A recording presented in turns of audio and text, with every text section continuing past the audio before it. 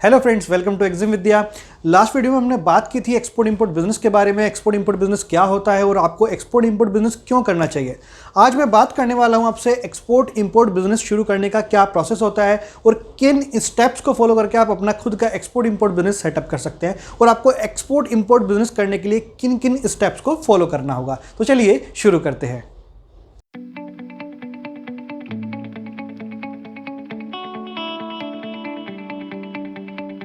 So friends, अगर आप एक स्टूडेंट हैं, बिजनेसमैन हैं या फिर हाउसवाइफ हैं और जॉब करते हैं और अपना खुद का एक्सपोर्ट इंपोर्ट बिजनेस करना चाहते हैं तो उसके लिए क्या स्टेप्स आपको फॉलो करने हैं, आज इस वीडियो में हम लोग डिस्कस करने वाले हैं। फ्रेंड्स देखिए, अगर आप स्टूडेंट हैं और पार्ट टाइम अर्निंग चाहते हैं, आप चाहते हैं कि आप जो कोर्सेज कर रहे हैं, क्लासेस कर रहे हैं या फिर जो भी एजुकेशन आप ले रहे हैं उसके साथ साथ आप कुछ एडिशनल अर्निंग भी कर सकें, तो आप एक्सपोर्ट इंपोर्ट बिजनेस कर सकते हैं, जिसमें आपको काफ़ी सारे मेथड हैं जिनसे आप अर्निंग कर सकते हैं अपने पार्ट टाइम सोर्स के लिए। तो एक्सपोर्ट इंपोर्ट बिजनेस करने के लिए आपको करना क्या होगा उसके बारे में हम लोग डिटेल चर्चा करेंगे इस वीडियो में। उसके अलावा अगर आप बिजनेसमैन हैं जो कि ऑलरेडी परेशान है अपने एग्जिस्टिंग बिजनेस से, अपने डोमेस्टिक बिजनेस से, जिसमें आप परेशान है कि आपको क्रेडिट देना होता है, आपका जो स्टॉक है वो आपको मेंटेन करना होता है, उतनी सेल्स नहीं हो पा रही हैं या फिर कंपटीशन ज़्यादा आप फेस कर रहे हो, प्रॉफिट मार्जिन कम है, तो आप एक्सपोर्ट इंपोर्ट बिजनेस शुरू कर सकते हैं।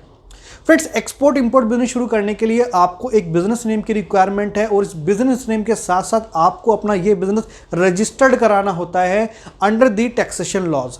ये आप जीएसटी में रजिस्टर्ड करा सकते हैं या फिर अगर आप प्राइवेट लिमिटेड कंपनी बना रहे हैं तो आपको उसके लिए अदर कंप्लायंसेस भी करने होंगे।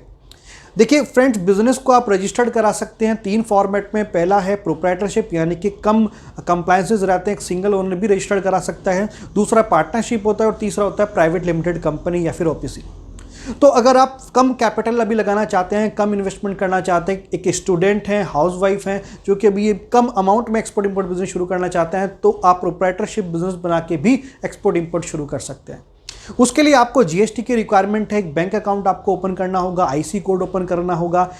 उसके अलावा जो कंप्लायंसेस की मैं बात करूं तो जो प्रोप्राइटरशिप बिजनेस है इसमें कंप्लायंसेस काफ़ी कम रहने वाला है और आपकी अमाउंट भी काफ़ी कम लगेगी इन डॉक्यूमेंट्स को बनवाने में। उसके अलावा अगर आपको कोई डिफिकल्टी आती है इन डॉक्यूमेंट्स को बनवाने में तो आप हमें कॉल कर सकते हैं, हमसे सपोर्ट ले सकते हैं, हम आपकी हेल्प करेंगे इन डॉक्यूमेंट्स को मेंटेन करने में, बनाने में और आपका एक्सपोर्ट इंपोर्ट बिजनेस सेटअप कराने में। सो फ्रेंड्स, बेसिकली ये प्रोसेस रहता है, आपने अपना बिजनेस को रजिस्टर्ड करा लिया। बिजनेस रजिस्टर्ड कराने के बाद आपको जो सबसे पहला और इंपॉर्टेंट काम करना है वो ढूंढना है आपका प्रोडक्ट।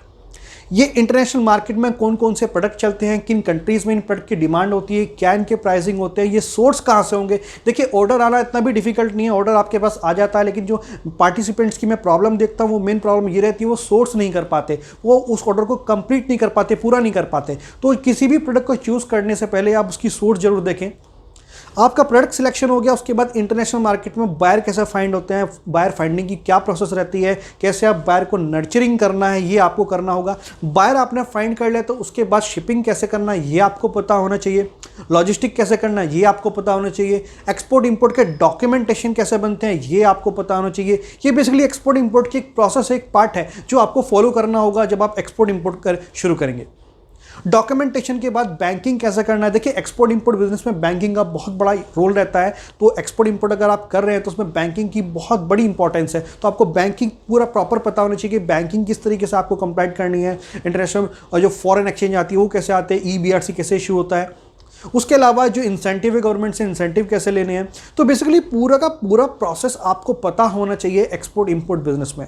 मेरी तरफ से एक सजेशन आपके लिए, अगर आप नॉलेज नहीं है एक्सपोर्ट इंपोर्ट की तो आप कहीं से प्रोफेशनली नॉलेज ले लीजिए, सीख लीजिए, बट बिना सीखे आप एक्सपोर्ट इंपोर्ट ना करें, नहीं तो डेफिनेटली आपको लॉस हो सकता है।